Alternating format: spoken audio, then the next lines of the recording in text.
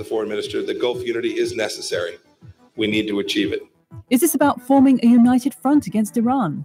When the British Prime Minister suffered several body blows on Brexit, we hear how the EU plans to bring newer Eastern members into line.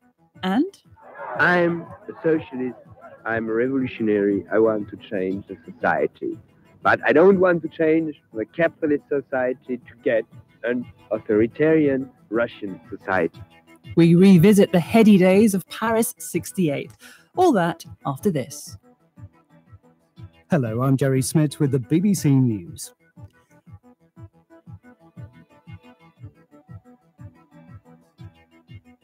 You're listening to the news from the BBC.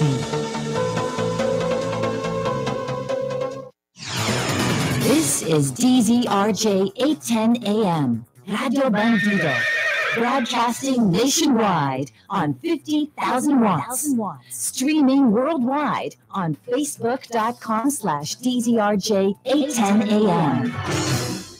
Raja Broadcasting Network Incorporated, member KBP, kapisanan ng mga broadcasters sa Pilipinas.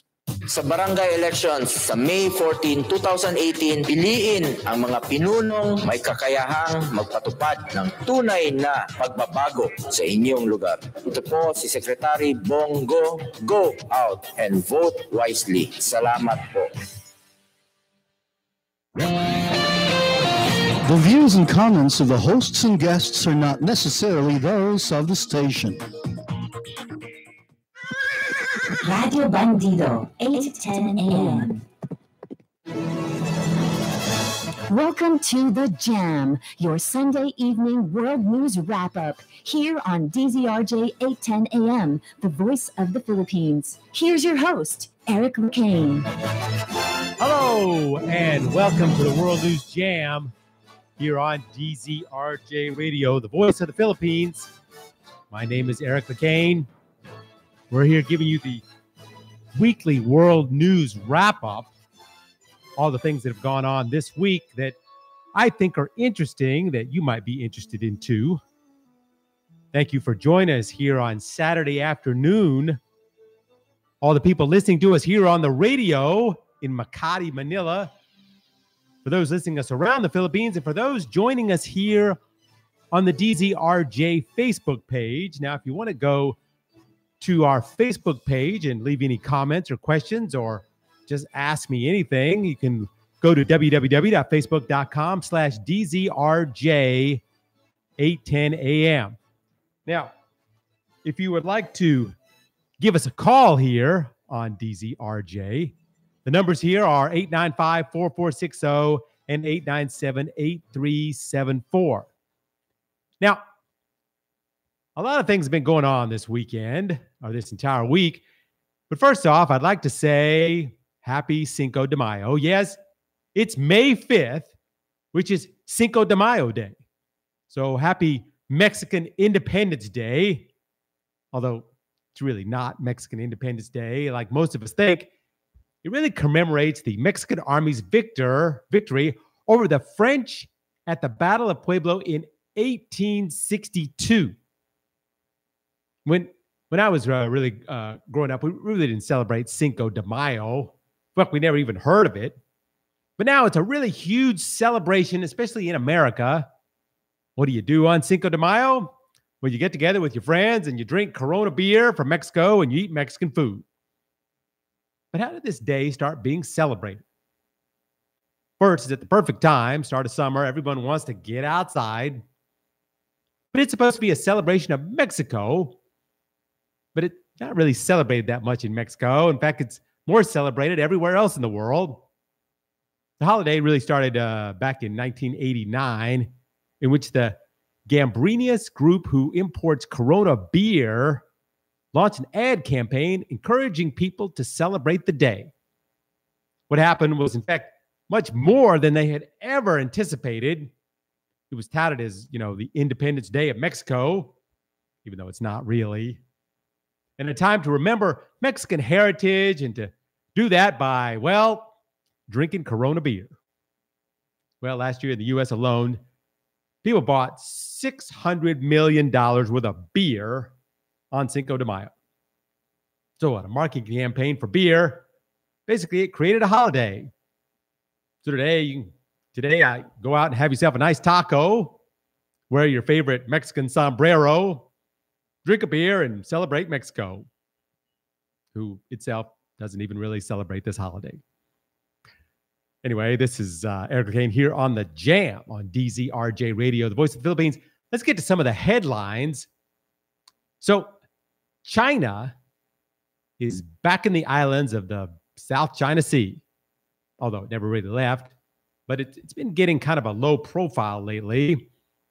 There's an issue this week on the still contested islands in the South China Sea or the South Philippine Sea, depending on which side you're facing.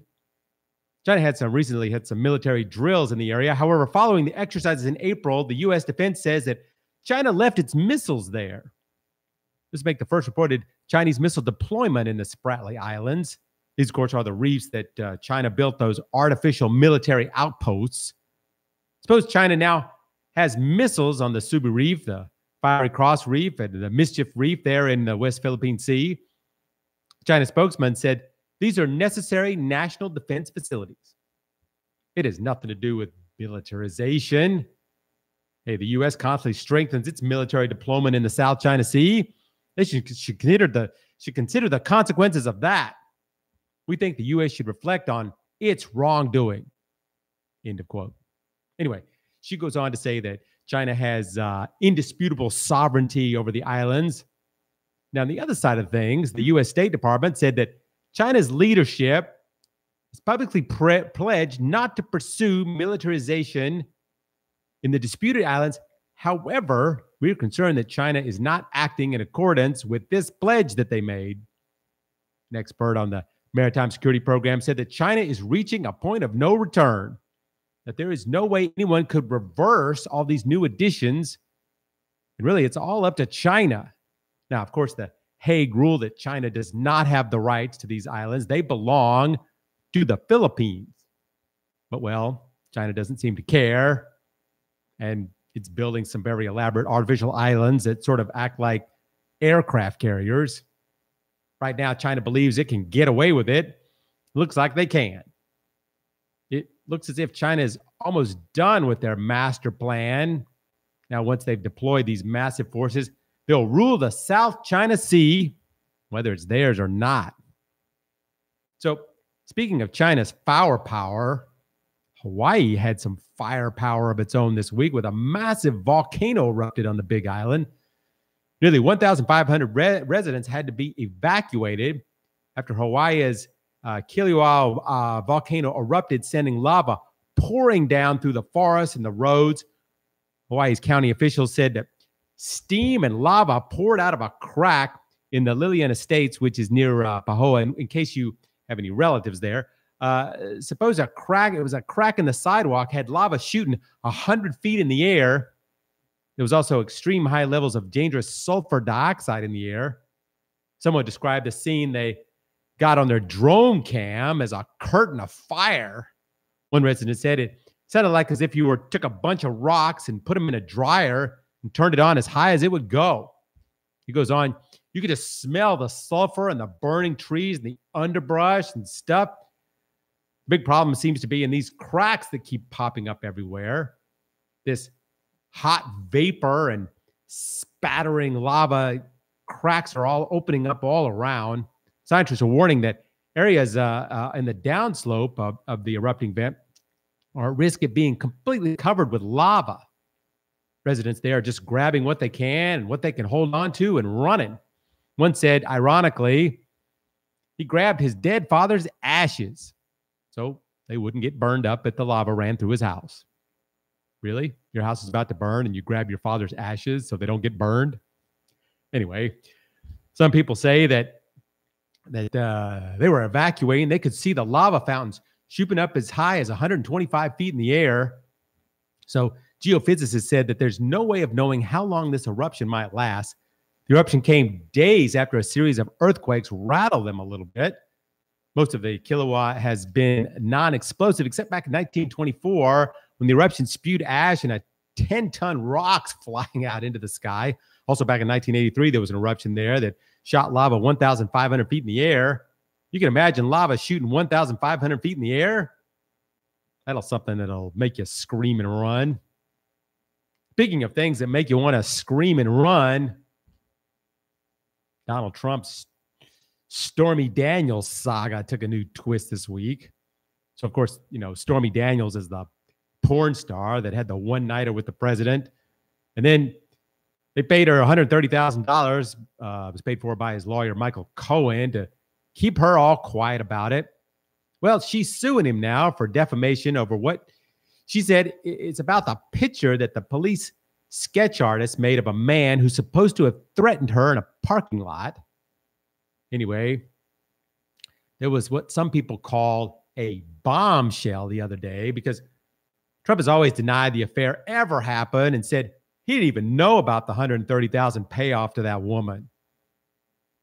Oh, that thing turns out is all made up. His lawyer paid the woman $130,000. And, well, he says he really didn't know anything about it, except this week, his new lawyer, Rudy Giuliani, who you may know used to be the mayor of New York, came on TV and said, okay, the Trump paid back his lawyer, Michael Cohen, the $130,000 that he spent to keep the porn star quiet. So how could he pay him back if he didn't know about it?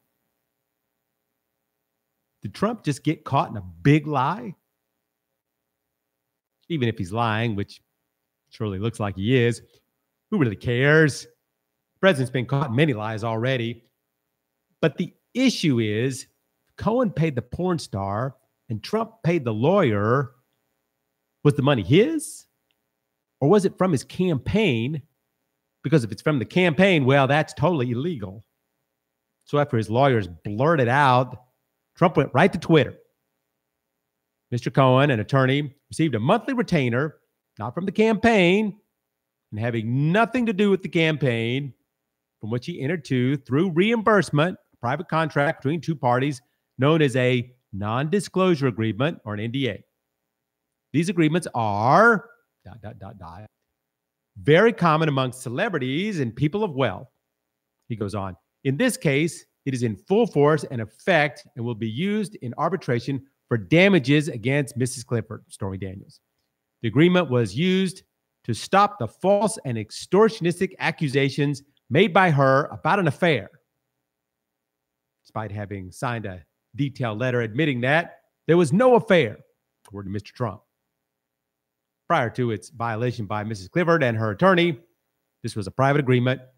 Money from the campaign or campaign contributions, he said, played no role in this transaction. Trump, but here's the problem now.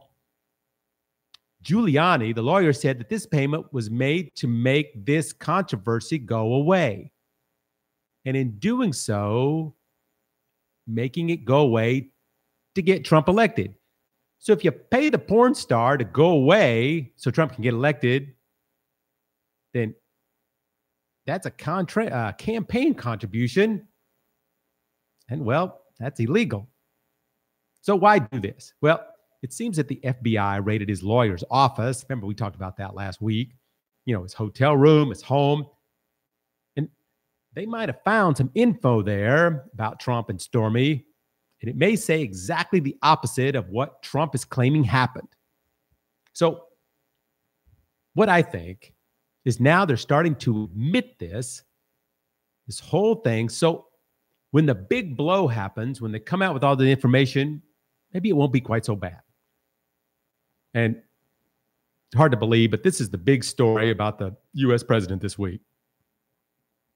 Oh, and I almost forgot. Trump, his original doctor, who's back in the news again, he claims that after he told the New York Times that he had prescribed Propecia for the president to help him grow hair, 3 men showed up to his office and took all the medical records about Trump. Now, if you've ever seen Trump's doctor, he's a bit of a creepy, eccentric kind of guy. Just long hair and a beard and these big glasses. Actually looks like a mental patient if you ask me. But anyway, these guys came to his office unannounced and they took all the records of Trump. And also there was a picture of the doctor and Trump on the wall, which they asked it to be removed. But The most curious was to come from the doctor. He said that there was a statement that he made when Trump was elected about Trump's health. And that statement that he made was written by Trump himself. The statement reads, "His physical strength and stamina are extraordinary, and if elected, Mr. Trump, I state unequivocally, will be the healthiest individual ever elected to the presidency." So this just comes after the White House doctor gave a bizarre, similar account of Trump's health. Trump, of course, put him at the head of the Veterans Affairs, and later he went under a huge scandal, and his name was removed from that contention. So this may very well become an issue, because if Trump wrote the medical report himself, what was his actual health at the time? And doesn't his health have to be certified in order for him to become president? So did Trump purposely lie about his health right before he was about to become president? This is the big news that's going on right now about the U.S. president. I wish this story would go away.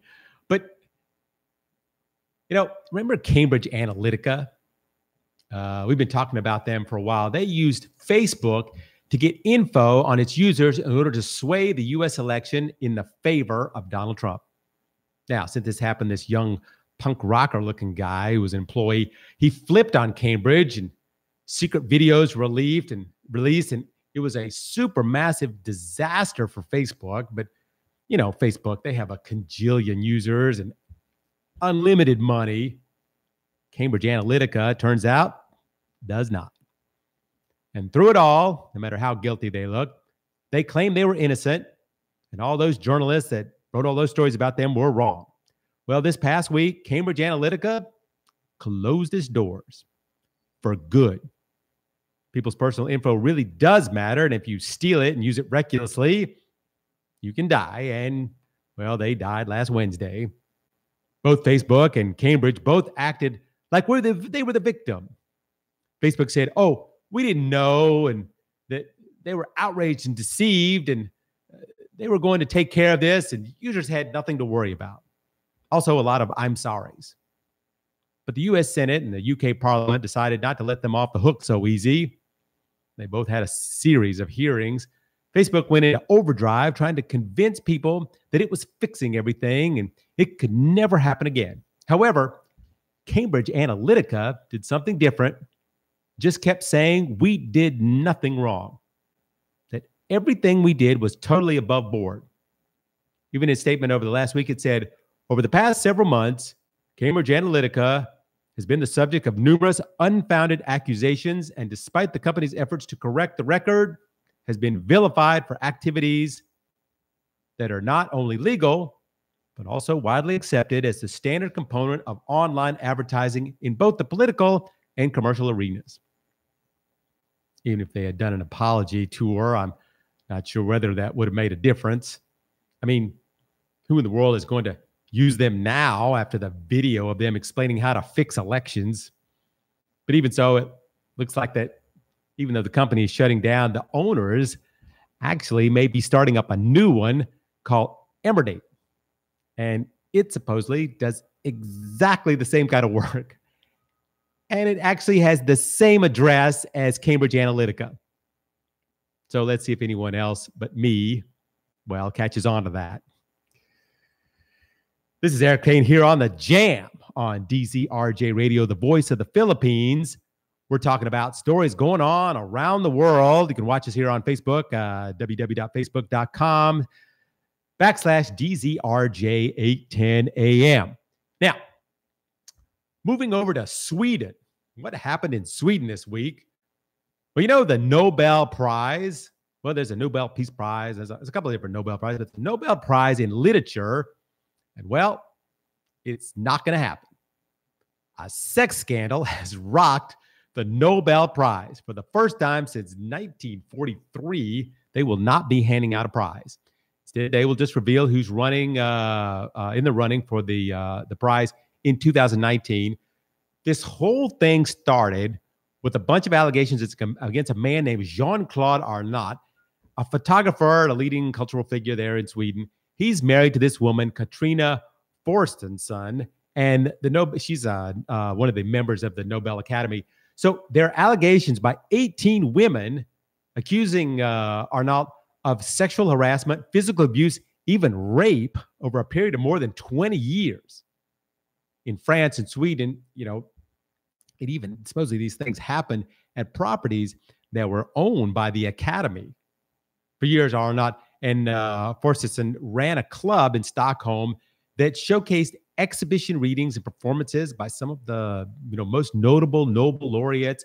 The club, which was partly funded by the Academy, which is, of course, an enormous conflict of interest.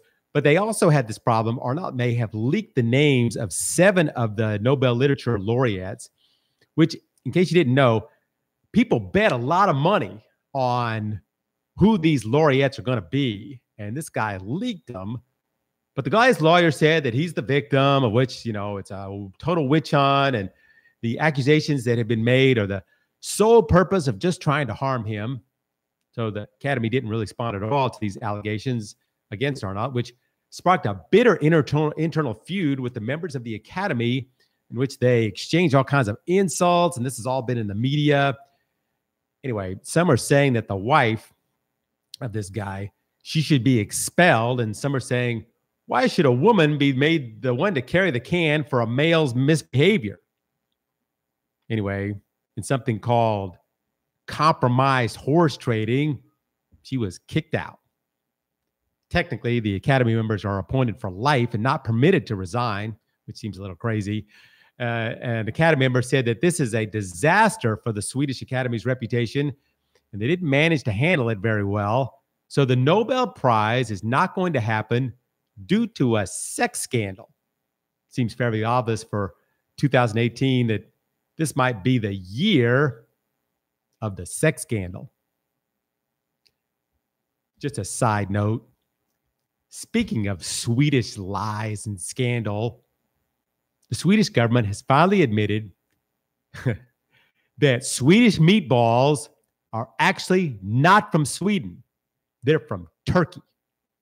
Yes, Sweden has finally fessed up that King Charles the 12th brought home from Turkey and back in the 18th century these meatballs. But why now? After all these years, is Sweden telling the world that its balls are not their own? Well, there's no real apparent reason right now, but historically, it was Charles who was at the age of 15 who decided to take on Russia and spent the following 6 years in exile in Turkey. He had acquired a taste for the local cuisine, and when he turned to Sweden with the Turkish meatballs, which they later became the Swedish meatball. He also brought back stuffed cabbage from Turkey. Now, Charles, having returned to Sweden, was later shot in the head while attacking Norway, and he was also reported to have imported the habit of drinking coffee from Turkey as well, which caught on quite well there.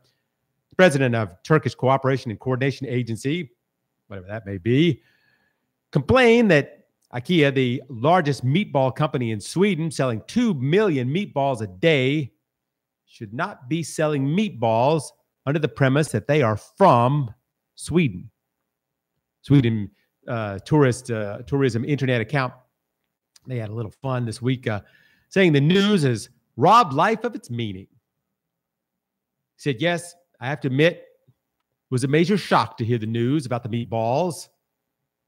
Well, maybe not that much of a shock. So let's move away from meatballs and over to North Korea. That's quite a segue, isn't it? So now that North and South Korea are best buddies again, well, maybe.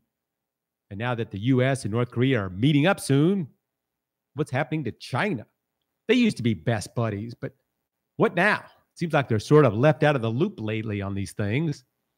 In fact, now it seems like Kim Jong-un has new friends, and they are kind of the old enemies of China. And what if Trump will let North Korea keep its weapons in exchange for friendship? I mean, China saw North Korea through famine and global isolation.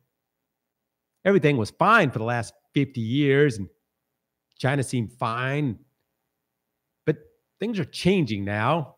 The nuclear issue has brought in the U.S. to take down North Korea and put the U.S. on China's doorstep. North Korea forced China's hand in the sanctions against it. Also, Kim, the president there in North Korea, he killed some of his relatives who had very close ties with China. And then the North is now, getting along with the South. So, in case you didn't know it, the South and China don't exactly get along. Though China, of course, decided that it needed to get back into North Korea's life again. And that very interesting this past couple of weeks, how all of a sudden, out of nowhere, Kim, the president of North Korea, shows up in China. The optics of this are fairly clear to me. When North Korea makes any deals, it's through China. Senior officials for the Korean Peninsula Forum said China doesn't like the current picture of the two Koreans and the U.S. being on the center stage without China. Beijing's main concern is that any chance that it can't exercise its influence and serve its interests in the region, it's that, China, who signed off on these sanctions against North Korea, but it doesn't want a regime change. It just wants stability in the region. It doesn't want 1,000 or thousands or thousands of North Koreas running across the border. But Korea says it's going to stop testing its nuclear missiles. So maybe China wants to ease up on the sanctions now. Their state-owned Global Times said if Washington still wants to coerce North Korea to abandon nuclear weapons with pressure, this will be a dangerous thing for China. And South Korea will not agree to such an approach. It will probably herald the return of even more intense turmoil between all the countries in Asia and the U.S. In other words, China doesn't want the U.S. to be calling the shots in this whole thing. This is going to be extremely interesting how this all plays out. While North Korea is making new friends of old enemies, China seems to be saying now, don't forget who your real friends are. Funny, everyone was against North Korea. Now everyone can't wait to be their friend. Wonder how things are going to be next week. This is Eric Kane here on The Jam on DZRJ Radio, the voice of the Philippines. Speaking of North and South Korea, they made up a ping pong team. North and South Korea have again turned to a sport in another small step towards reconciliation, creating a unified women's table tennis team. The two countries were due to face each other in the quarterfinals and the World Team Table Tennis Championships in Sweden, but instead they asked organizers if they could merge the teams and progress straight to the semifinals together. And the move was approved, meaning that they will face either Japan or Ukraine in the Final Four on Friday as a united Korean team. The news comes 2 months after the Winter Olympics, which they fielded a unified women's ice hockey team and marched together under a shared flag at the opening and closing ceremonies, and only days after the two nations pledged to rid the Korean Peninsula of nuclear weapons. On Thursday, the president of the International Olympic Committee, I think his name is Thomas Bach, said he would support peace talks on the Korean Peninsula with sport initiatives. Bach said, "We have committed ourselves to the request of both countries to accompany peace talks through sports initiatives and meetings, encounters, and support for athletes." Bach said politicians had used the momentum created by the Olympic Games to further push for peace between those two nations. The IOC had supported several North Korean athletes with cash and in-kind support to help them qualify for the Pyeongchang Games. He said, "We hope this momentum keeps going and that the governments will come to results which will mean peace on the Korean Peninsula, and it means also peace for the world." He goes on, "This Olympic momentum is continuing, and the political side now has obviously used this momentum to enter into peace talks for the Korean Peninsula. So let's see if they can produce peace through ping pong." This is Eric Kane here on The Jam on DZRJ Radio, the voice of the Philippines. We're here on Saturday afternoon talking about stories going on around the world. Let's take a quick commercial break, and we'll be back in just a few minutes with more stories. You're listening to DZRJ 810 AM. We'll be right back after these reminders.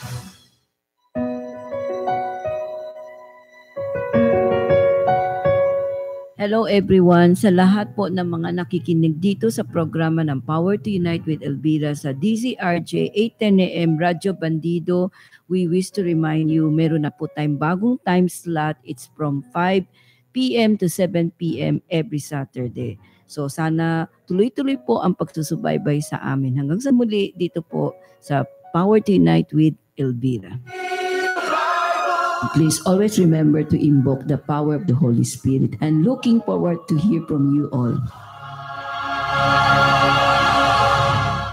Keep gaming fun. Remember, playing at the casino is for people 21 years old and above only. Don't think of gambling as a way to make money. Set a time limit when playing. Set a maximum amount of money for gaming. Don't play when you are depressed or upset. Don't let it get in the way of a happy life and family. For information on responsible gaming, call the hotline 521-0957 or visit www.pagcor.ph/regulatory.php. A message from PAGCOR. Keep it fun. Game responsibly. Jacinto Color, steel roofing. You can be sure it's durable. Jacinto Style. Jacinto Color, steel roofing. High quality. With delivery. Check out Jacinto Style and other roofing profiles of Jacinto Color. Guaranteed 5-day delivery. Call 921-4444 or email us admin@jacintocolor.com. With delivery. Jacinto Style. Jacinto Style. Or you may text 0917-875-1867. Ang PCSO Lottery Draw ay mapapanood ng live sa PTV4 tuwing alas 9 ng gabi. Maaari rin itong mapanood ng live via live stream gamit ang inyong mga cellphones, gadgets at internet. I-like, I-follow o mag-subscribe lang sa mga sumusunod na social media sites. PCSO's official website, Facebook page, YouTube account, PTV's official website, Facebook page, Periscope streaming, Daily Motion Live at YouTube account. Ang paborito namin candy, sarap ng Mochigami. Mula prutas na fruity pa. Tamis na siyang choco, mag-creamy Monami. Lamig dala ng Be-Fresh at sobrang chewy frutos. Mochi, fruity pa, choppy, Monami. Be-Fresh at frutos. Aming pasasalamat sa pagmamahal niyong tunay mula sa Colombia. Masarap na pambaon sa lakad ng pamilya. Mapa road trip o beach ka pa. Pochigamis ang kasama. Live from the DZRJ studios in Manila, this is The Jam. All the news you find interesting from around the world. Here's your host, Eric LeCain. Hello, this is Eric LeCain back again here on the World News Jam. DZRJ Radio, the voice of the Philippines, talking about stories going on around the world. Visit us here on Facebook at www.facebook.com/DZRJ810AM. Or give us a call if you have any questions at 895-4460 or 897-8374. Now, just before we left, we were talking about ping pong and how it's maybe going to stop us from having a war. But speaking of wars or not wars, Israel passed a law this week giving the prime minister and defense minister supreme power to declare war instead of the Israeli government. So this comes just after tensions with Iran have soared. The feud between Israel and Iran spans decade and has largely been fought through proxy wars and cyber attacks. But these two recent hostilities have been two that could be bringing these two countries right to the brink of war. It was this past February, I believe. Israelis shot down a drone. It says was launched by the Iranian forces operating out of Syria. An Israeli army spokesman claimed that the drone was carrying explosives and was launched as an act of sabotage in Israeli territory. Then airstrikes blasted a government airfield in Syria, killing 4 Iranian military personnel. Russia and Iran immediately blamed Israel for this. And this past week, Israeli Prime Minister Benjamin Netanyahu made a dramatic presentation accusing Iran of lying about its pursuit of nuclear weapons. Netanyahu revealed that an Israeli spy agency snuck into Iran and stole 110,000 documents purported to be about the Iran nuclear deal. Iran's nuclear program, rather.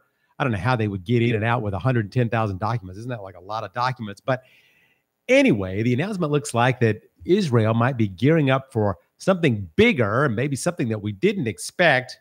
I mean, why else would they make it so easy for these two guys to order military operations or strikes without having any approval from the government? Maybe someone needs to warn Iran that something's coming, even if they haven't figured that out already. Anyway, some side stories coming out of Iran this week. It involves a mummy. And this is a great story. So an excavator operator was digging deep in a pit there in Iran, and he came across what looked like a mummy. Now, you see mummies being found in Egypt, but Iran, a lot of why a mummy would be there has to do with Iran's 1979 revolution, which brought into power the Islamic regime. Now, one thing, when the new government came in, they sought to erase any part of that part of Iran's past with the Shah.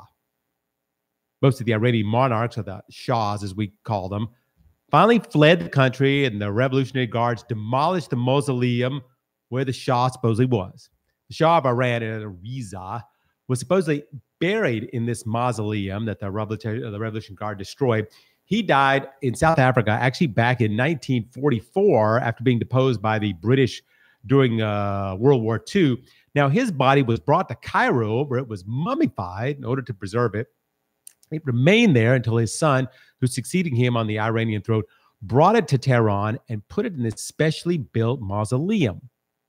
When the mausoleum was destroyed in 1979, during the whole revolution time that they had, the mummy, actually, they thought had been completely destroyed too. It was never found, and they actually thought that it was gone forever until last week. The construction project at the shrine on the site, what used to be the mausoleum has turned up, this perfectly preserved mummified body. Since mummification is extremely rare in Islam, most observers believe that it is the late Shah. This mummy has been getting international news, not just because of the archaeological interest. It also has a lot of political charges, if you think about it. Well, for those in power now, finding the Shah, it kind of represents a huge threat to them. There's a reason why they wanted to wipe out the memory of him and all parts of their whole family out of existence. His relatives are all kind of living now, and they're in exile in the U.S. And currently, there's a lot of opposition right now to Iran's regime. Could this mummy be returning to haunt them?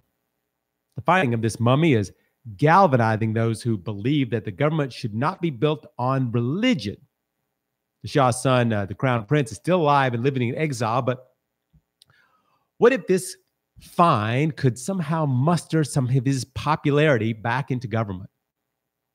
He currently is asking the government in Tehran to treat his grandfather's body respectfully in accordance with the requirements of the Quran. But in demanding respect for the dead, he's also making a political calculation.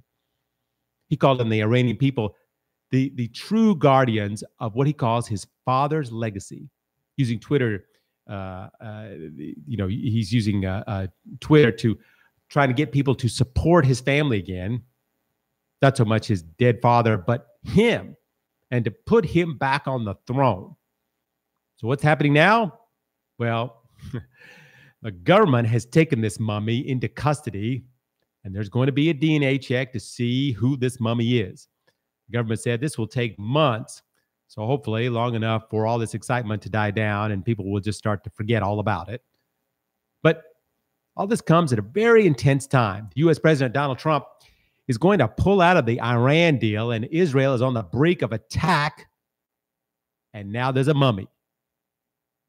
Can this be the right time to get rid of the powerful Ayatollah?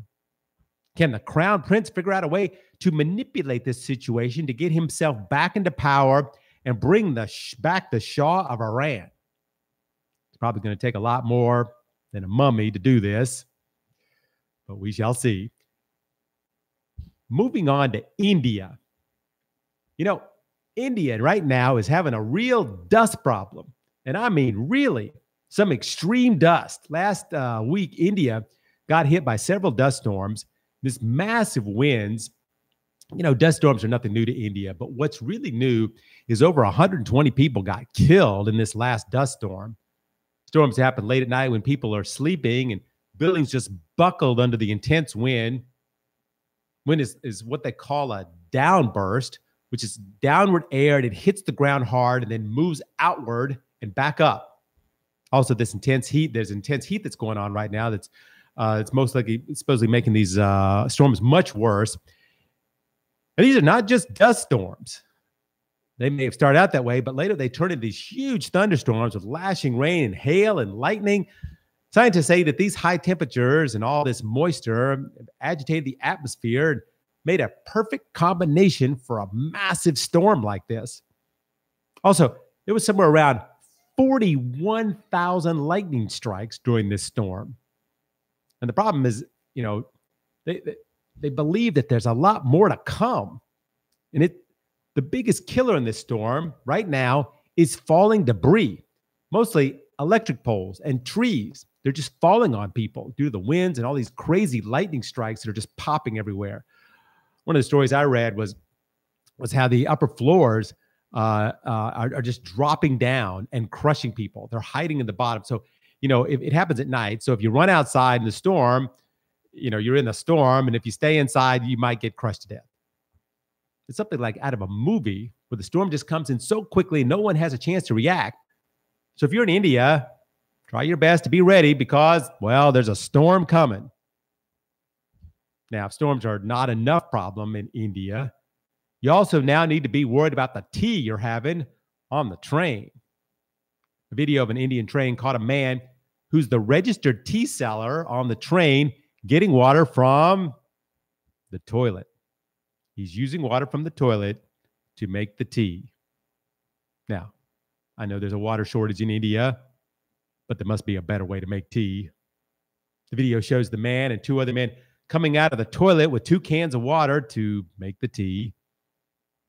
Of course, the railway company has now seen this video and have fined that vendor $1,500. Now, in his defense, the vendor says that they were transferring milk from one can to another and did not want to do it out in the open. But the railway company said the fact that the tea and coffee were seen coming out of the toilet is in itself a wrong practice. This comes just after the police crackdown just last week on India. This whole rotten meat problem that they have.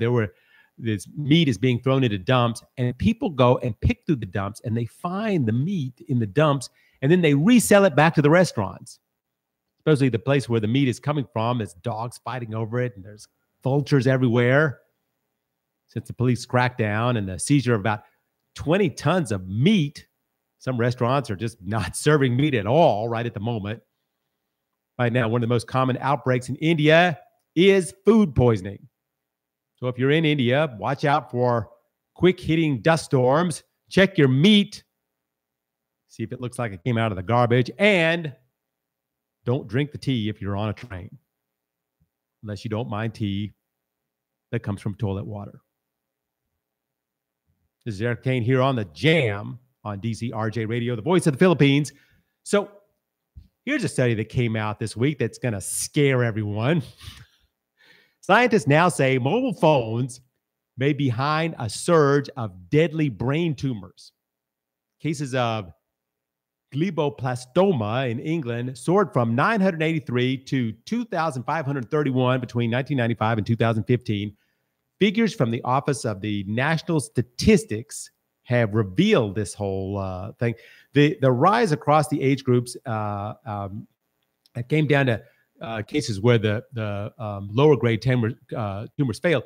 Experts say widespread environmental or lifestyle factors are likely responsible for the trend with mobile phones as a potential suspect. The findings are published in the Journal of Public Health and Environment. The study leader with the children with cancer in the UK said, we have a sustained and highly significant increase in GBM, that cancer I was talking about, throughout the last 21 years, and it's across all ages. Interestingly, he says, we found that the highest risk in incident of frontal and temporal regions of the brain.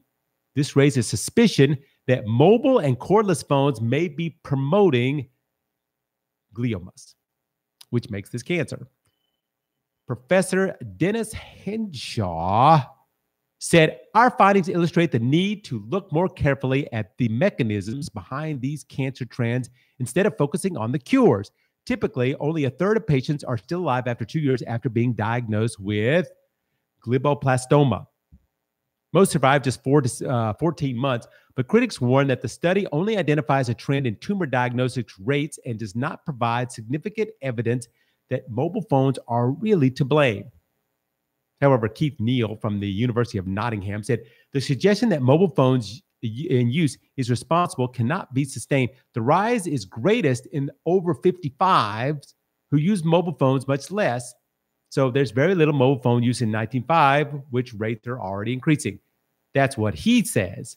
However, this other guy from the University of Cambridge said, many things have changed over the last 30 years. And so strong conclusions, some can be justified and some can't be justified. So this other guy who's part of the study says this paper provides or talks about this thing. He says the paper provides evidence for the rise in significant malignant brain tumors in England. What the analysis does not show is that the rise is actually caused by mobile phones. So the NHS website advises people to avoid using mobile phones more than necessary and says children should only use them for essential purposes. But it goes on and says, large reviews of published research have concluded that overall evidence does not suggest that radio waves from phones actually cause health problems. So what now? CBN News spoke to this California. They had this interesting thing that they came out and said that breast cancer researchers noticed an increase in breast tumors among women who carried their cell phones in their bras. However, that anecdotal evidence is not enough to scientifically conclude that cell phones are the cause. Nevertheless, he advises women to make their bra a no cell phone zone. So what should we do? Phone stuck in your shirt will give you breast cancer? Really? Talking on the phone will give you brain cancer? Maybe we should just go back to talking and writing letters. I can't do that. I like my phone too much. Anyway, in entertainment news, U2 is back. Band's Experience Plus Innocent tour will include a augmented reality called a AR spectacle that turns the lead singer into a larger life version of himself. Tour kicks off there in the United States on Wednesday. But to see the AR Bono sing, fans must download the U2 Experience app. See, AR is a technology that displays the digital images on top of real-life objects when viewed through a smartphone. So by holding up the smartphone toward the 80-foot-long double-sided LCD screen on the stage, fans will see a superimposed image and during the videos to enhance their experience of the show. The app also works on U2 songs, The Experience on the album cover, which debuted last week. Bono said, I love this statement, I'm abusing technology. If you like, what we're using goes way back to the early stages of YouTube when we would stage dives to break fourth walls, trying to reach our audience and touch them. During rehearsals, a recording of Louis Armstrong's classic song, What a Wonderful World, played an augmented reality glacier melted into a rushing waterfall. Later in the rehearsal, real-life Bono appeared lying down on the stage. A symbol, he says, represents our own mortality. He then performed the song, Love Is All We Have Left, in synchronization with the larger AR version of himself. He said, when you get to play in theaters and arenas, the back, the people way in the back of the arena, get further and further away. So we had to find different ways to get to the back. Hence the satellite stages and video reinforcement as using it as a video art. We're trying to wrestle with our audience in very physical ways. You two work closely on the concept with stage designers, this guy Delvin, whose past experiences, he did installations for Beyonce, Kanye West, and he also did the London Olympics closing ceremony. Although some musicians might find the technology to be a distraction, Bono said they were making the most of what his fans, it's already in the fans' hands. He said, we're trying to have fun with the potential for distraction and make it part of the actual experience. U2 is known for high-tech performances. In 2015, it was one of the first bands to use the now defunct app Meerkat to stream a show to thousands of people watching live on the internet. It's Barricade, a double-sided LCD screen with the band can actually climb inside it. Took the center stage on their last tour, and it's the centerpiece of this the Experience tour. U2's guitarist said with this Barricade on the previous tour, said it was kind of an afterthought that we could actually climb inside it. And that opened up with this whole other level of possibilities for their stage show. As we go through these ideas, sometimes he says new opportunities arise. We're always looking for something that's never been done before, something that promotes the intimacy with the crowd. The concept of transforming a stadium filled with 20,000 fans into an intimate space requires a lot of technology. The show includes pictures of the band members' 13 children that they have now. U2 has been mostly very private about their families' lives. However, the photos blend in with the narrative of the tour, life and death, and the innocence of growing up. So how can you go to a U2 concert and see a Bono in a Bono? Well, I always thought one Bono was more than enough. You know, every week here on The Jam, we like to talk about stories, police stories that are going on around the world. And I found a police story that I really like. The police are trying to trace a man. He was filmed carrying off a dolphin. The dolphin had been stranded on the beach in southern China. The footage, filmed during China's 3-day labor holiday on May 1st, it was taken at the Haling Island, very popular tourist hotspot there. The news website, BTime.com, reported this whole thing. It shows the man in these swimming shorts, and he's shown in the video walking casually down the beach with a large dolphin over his shoulder, and then this woman following right behind him. The local fishery authority official who's said on their website, we received reports of a witness that there was a dolphin that had been stranded on the beach, and it looked like it was about to die when somebody took it. The man thought to be a tourist on the island. Was then seen to have carrying the dolphin away, and then he put it in his car. So if they catch him, he'll be punished for it. Dolphins are a protected animal in China. So whether it was dead or alive, he should have called the authorities for help and not picked it up and thrown it in his car. Chinese internet users were enraged over this video, which was widely circulated online. Is he going to boil a dolphin and make food out of it? This is simply disgusting, one guy wrote there on the internet. Another said, these people are like savages. They should be punished, made to pay hundreds of thousands of won. Anyway, so that's our police story of the week. Now, here's another fascinating story which came out this week. You know, New Zealand. Have you ever gone to a map and tried to find New Zealand on the map? Well, it turns out New Zealand is like being left off of maps, and they're mad about it. New Zealand is known for its breathtaking beauty, and Lord of the Rings was filmed there, and it's like missing off of a whole bunch of maps. And sure enough, I looked it up on the web. It's missing from the map. Prime Minister Ardern joined a kind of a lighthearted campaign by the tourism people there in New Zealand called hashtag #GetNZ on the map. Ardern posted a video featuring herself with local comedian Rice Darby. Remember that guy from Flight of the Conchords? It's on her social media account, and it had clocked up about 500,000 views in the first 24 hours that it went out. She said, admit it, you've noticed that the absence of New Zealand on world maps before. Some call it a conspiracy. Some call it neglect. Either it's time for a we campaign. That's what she wrote about the video. She said, we're a bit of a fiddly looking shaped country with a little bit like a half-eaten lamb chop. Anyway, in the video, Darby says in the clip, it's just a conspiracy bigger than the moon landing and the Loch Ness combined. Over the years, many maps have missed out on New Zealand, which is larger than the United Kingdom and over 2/3 the size of Japan and Germany. Offenders actually include the Smithsonian Institute, the United Tech guy. That's really, really funny. Anyway, I thought here in the ending the show, we talk about animal stories. Well, I love animal news. I love when we get to this part of the show.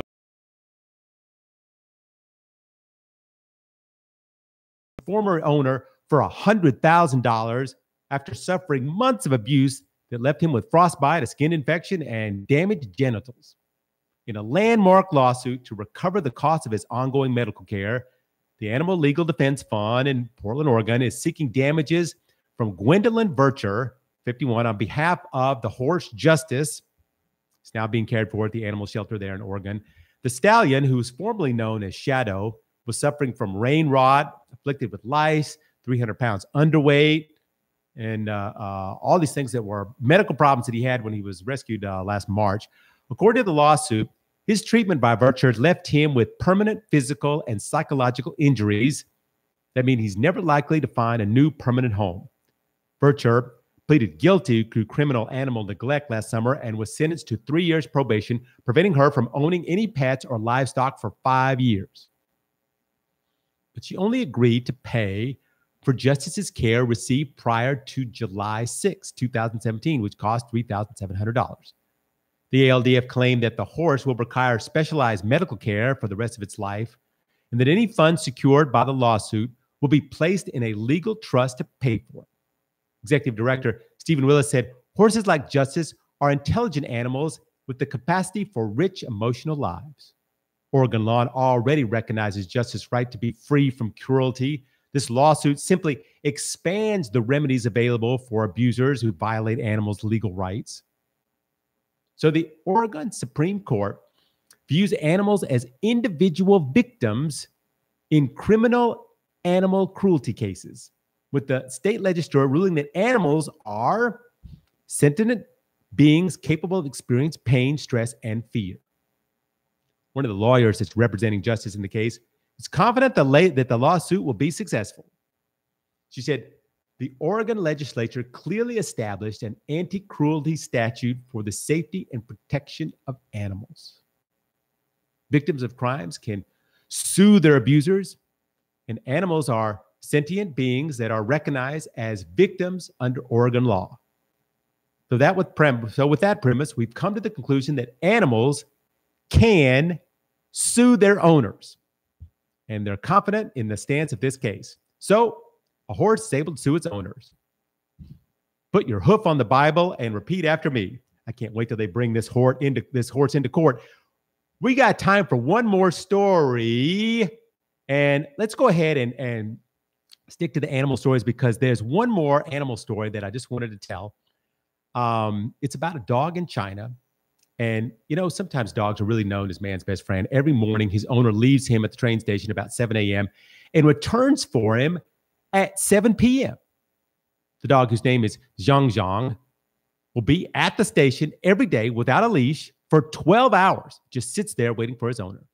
Someone took a video of the 15-year-old dog, and it's gone viral around the world. Millions of hits. People now come to the station just to visit the dog and pet him and talk to him. But actually, the dog just sort of ignores everybody. People try and feed it, doesn't take the food. It just waits until his owner shows up, then starts wagging his tail and jumping all around, gets so excited. The owner says he's a little worried about the dog sometimes because the dog is really old. But people say around that it's just amazing. The dog just sits there, won't accept any food, doesn't get up, doesn't walk around. He just waits. He waits and waits 12 hours until his owner comes back home. The dog's become somewhat of a celebrity in China, but doesn't really seem to care, just waiting for his owner to come home. This is Eric LeCain here on The Jam on DZRJ Radio, the voice of the Philippines.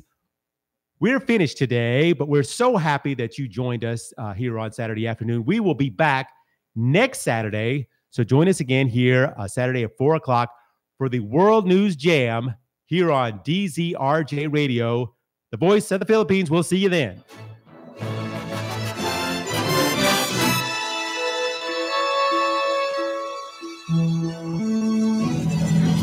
You've been listening to The Jam with your host, Eric LeCain, on DZRJ 810 AM, the voice of the Philippines. The views and comments of the hosts and guests are not necessarily those of the station. On Friday, 98% of mass public shootings have occurred in places where guns are banned. Just so you understand.